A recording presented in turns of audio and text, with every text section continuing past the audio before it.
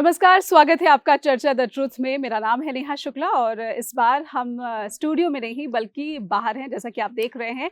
क्योंकि भारत में चल रहे हैं लोकसभा चुनाव और इस वक्त हम बैठे हैं मनीष तिवारी जी के साथ, जो कि इंडिया अलायंस के कैंडिडेट हैं चंडीगढ़ सीट से। बहुत बहुत शुभकामनाएं सर हमारी तरफ से भी आपको आपको इंडिया अलायंस का कैंडिडेट बनाया गया। लेकिन मैं समझना चाहती हूँ कि क्या आपको खुशी हुई आप आनंदपुर साहब से चंडीगढ़ आ गए? आप इस एक्सपीरियंस को कैसे एक्सप्लेन करेंगे? देखिए, लोकसभा चुनाव में ये पार्टी फैसला करती है किसको कहाँ से लड़वाना है। पर मेरे लिए ये खुशकिस्मती की बात है, क्योंकि चंडीगढ़ मेरा जन्म स्थान है। मैं स्कूल, कॉलेज, विश्वविद्यालय मैंने यहाँ पे किया। अ, मेरे पिताजी की शहादत आतंकवादियों के हाथों इसी शहर में 3 अप्रैल 1984 को हुई। वो पंजाबी के प्रोफेसर थे और राज्यसभा के नामजद सदस्य थे। मेरी माताजी ने बतौर डॉक्टर अपनी पूरी ज़िंदगी 38 साल पीजीआई चंडीगढ़ में सेवा की और इसलिए मैं अपने आप को सौभाग्यशाली समझता हूँ कि पार्टी ने मुझे चंडीगढ़ से लड़ने का मौका दिया। जी।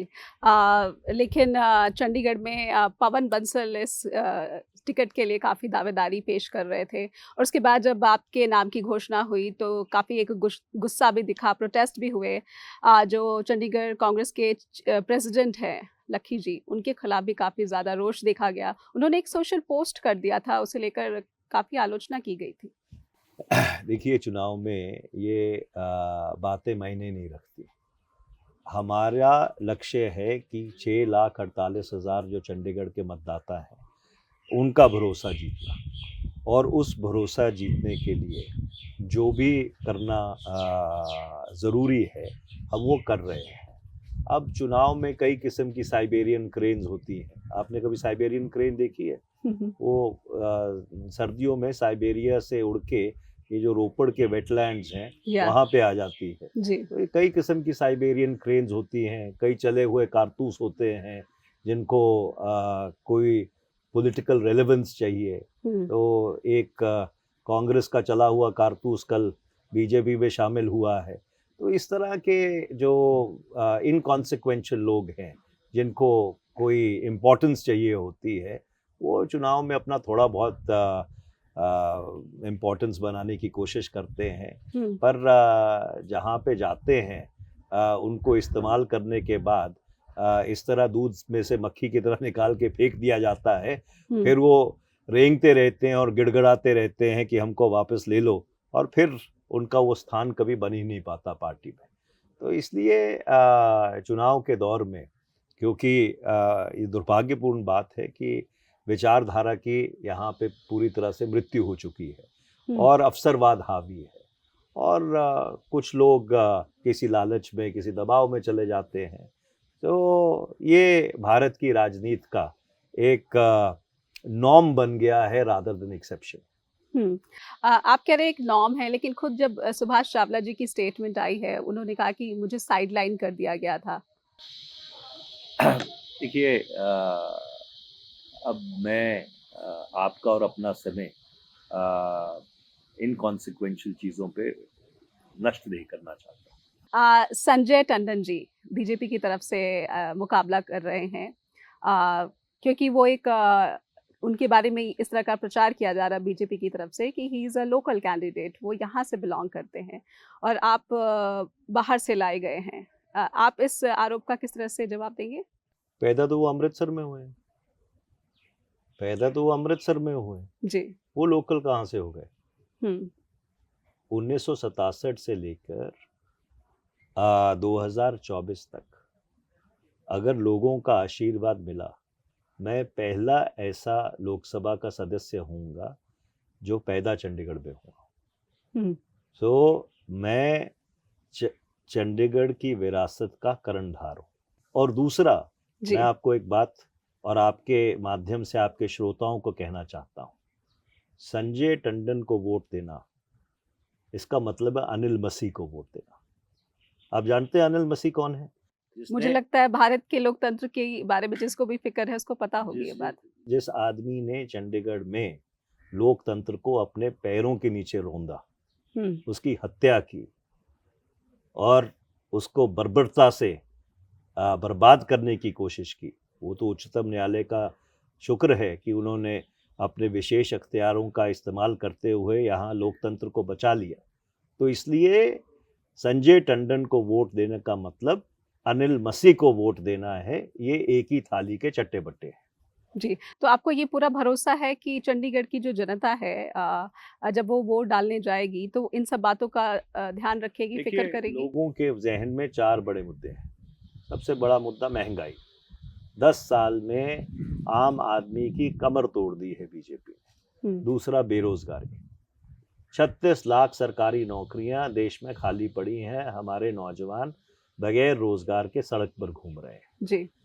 नंबर 3 कि भारत में 2024 आखिरी चुनाव ना हो जाए और ये वन पार्टी स्टेट ना बन जाए, हुँ, ये बहुत सारे जो बुद्धिजीवी लोग हैं उनको चिंता है। चौथा कि भारत के संविधान को खारिज करके जो भारतीय जनता पार्टी अपना संविधान लागू करना चाहती है, उस संविधान की हिफाजत के लिए इस मुल्क को लामबंद होने की ज़रूरत है। हुँ, ये 4 बड़े मुद्दे हैं इस चुनाव के और लोग इन सारे मुद्दों के ऊपर बहुत सचेत हैं। उसके अलावा चंडीगढ़ के बहुत बुनियादी मुद्दे हैं। 10 साल में किरण खेर जी ने और बीजेपी ने चंडीगढ़ में कुछ नहीं किया। हुँ, गाँव के मुद्दे, रीसेटलमेंट कॉलोनीज़ के मुद्दे, शहर के मुद्दे उसी तरह से लंबित पड़े हैं। हुँ, और ये चीज़ लोगों के ज़हन में घर कर गई है कि ये वोट लेके और उसके बाद कोई काम नहीं करते। हुँ। किरण खेर जी बतौर सांसद सबसे ज़्यादा कमी आप कहाँ पाते हैं जहाँ पर नाराज़गी क्योंकि अब जब से आपकी उम्मीदवारी की घोषणा हुई आप लोगों से मिल रहे हैं, किस तरह का गुस्सा उनके खिलाफ आप लोगों में देख देखिए, पा रहे अब हैं? वो एक महिलाएँ हैं और मेरा एक शिष्टाचार ये मुझे इजाज़त नहीं देता कि एक महिला के बारे में मैं कोई अभद्र शब्दों का इस्तेमाल करूँ। लोकसभा में हमारी कॉलीग भी रही हैं। पर वास्तविकता ये है कि मैं श्री आनंदपुर साहब से बिल्कुल बगल के हलके से सांसद था और मैं चंडीगढ़ के मुद्दे उठाता था।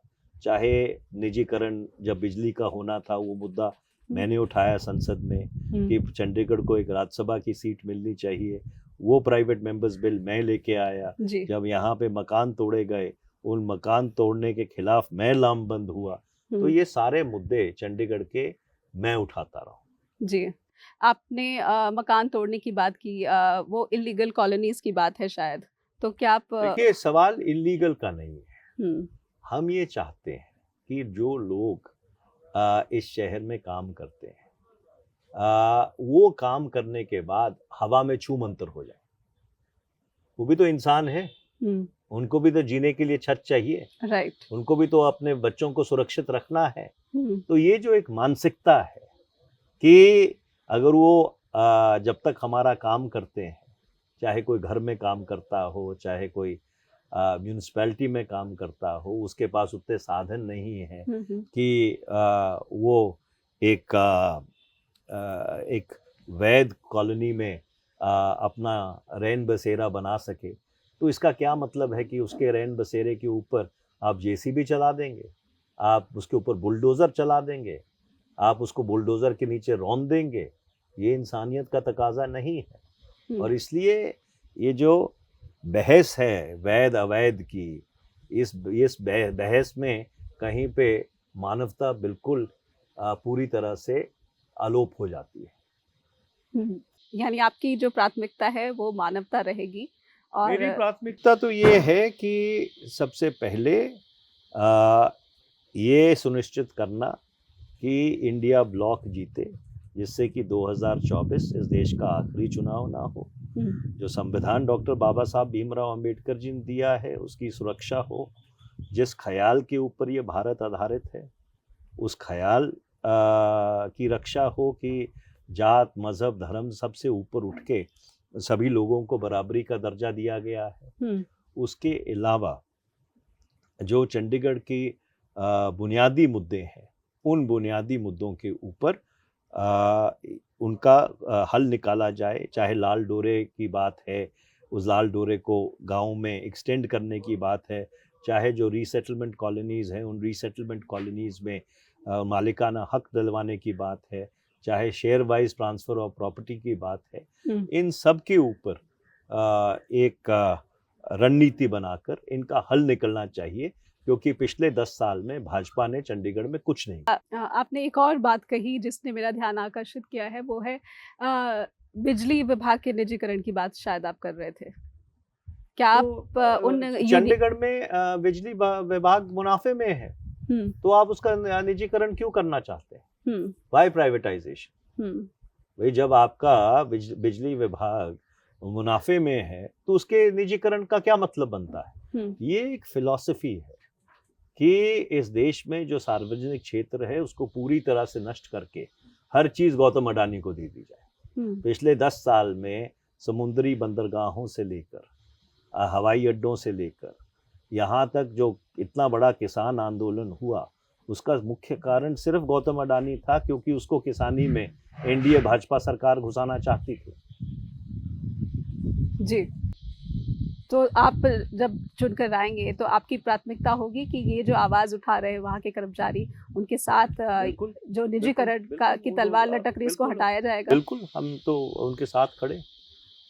जी, चंडीगढ़ में एक और बहुत बड़ी समस्या है ट्रैफिक की, क्योंकि इट्स अ हेरिटेज सिटी और इसकी खूबसूरती की दलीलें देकर अभी तक मेट्रो देखिए ऐसा है कि ये दुर्भाग्यपूर्ण बात है कि किरण खेर जी ने मेट्रो के प्रोजेक्ट को डीरेल कर दिया।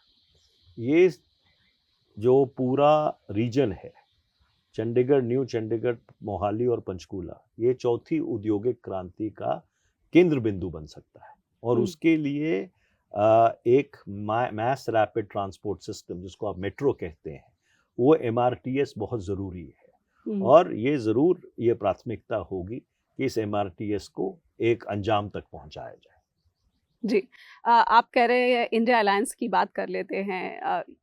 आम आदमी पार्टी के साथ अलायंस को लेकर आपको पंजाब में भी नुकसान हो रहा है, चंडीगढ़ में भी नुकसान हो रहा है, दिल्ली में भी नुकसान हो रहा है। आम आदमी पार्टी के साथ हमारा कोई समझौता पंजाब में नहीं है, क्योंकि पंजाब में कोई बीजेपी नहीं है। जहाँ जहाँ बीजेपी है, जो लोकतंत्र के लिए खतरा बनी हुई है, वहाँ वहाँ हमने गठबंधन किया है, और चंडीगढ़ में गठबंधन पूरी तरह से ठीक चल रहा है।